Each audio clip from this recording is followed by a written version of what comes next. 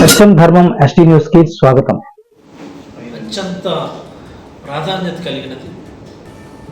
రాష్ట్ర ప్రజలందరూ కూడా దీనిపైన ఒకసారి ఆలోచన చేయాల్సినటువంటి సందర్భం.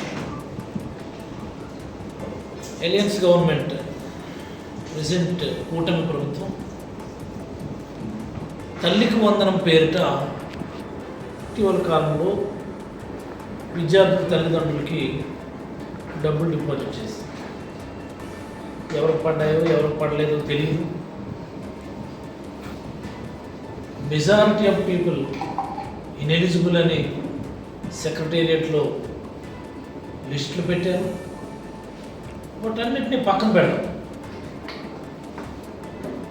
ఎంతమందికి ఇవ్వాలి, ఎంతమందికి ఇచ్చారు అన్నటువంటి విషయాన్ని పక్కన పెడితే రాష్ట్ర ప్రభుత్వం, విద్యాశాఖ మంత్రి నారా లోకేష్ గారు ఒక మాట చెప్పారు. ఈ రాష్ట్రంలో 67 లక్షల మంది విద్యార్థులు ఇంటర్మీడియట్ వరకు చదువుతున్నారు అని. 67 లక్షల మంది విద్యార్థులు.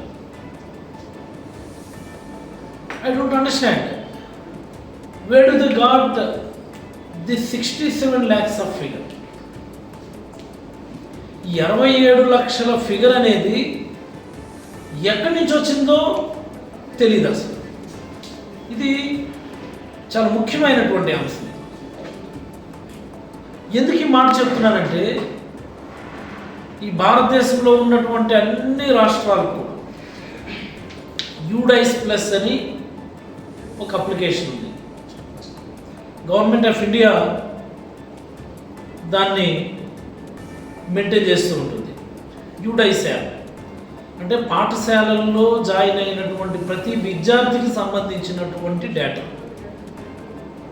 వాడి ఆధార్ కార్డు నుంచి, వాడి అడ్రస్ నుంచి everything will be recorded. UDISE plus డేటాలో చాలా చక్కగా రికార్డ్ అయి ఉంటుంది. ఈ యూడైస్ ప్లస్ డేటా ప్రకారం చూస్తే 2023-24 గాను 2023-24 గాను 87,04,414 మంది. నేను డైరెక్ట్గా యూడై సైట్లోంచి నేను మీకు చూపిస్తున్నాను. 87 లక్షల పైబడి 23-24 అకాడమిక్ ఇయర్ గాను గవర్నమెంట్ ఆఫ్ ఇండియా అఫీషియల్ సైట్లో ఉన్నటువంటి. మరి అలాగే 22-23 ఏమో 86 లక్షలు చూపిస్తుంది. 21-22 ఏమో 82 లక్షల పైబడి చూపిస్తుంది. 20-21 ఏమో 84 లక్షల పైబడి చూపిస్తుంది. 19-20 గాను 83 లక్షల పైబడి చూపిస్తుంది. 19 దగ్గర ఎందుకు ఆగానంటే, అప్పుడు మనం జగన్మోహన్ రెడ్డి గారు ముఖ్యమంత్రి అయినటువంటి సమయం. 19-20లో 83 లక్షల పైబడి యూడైస్ ప్లస్ డేటాలో ఉన్నటువంటి దిస్ ఇస్ ది డేటా.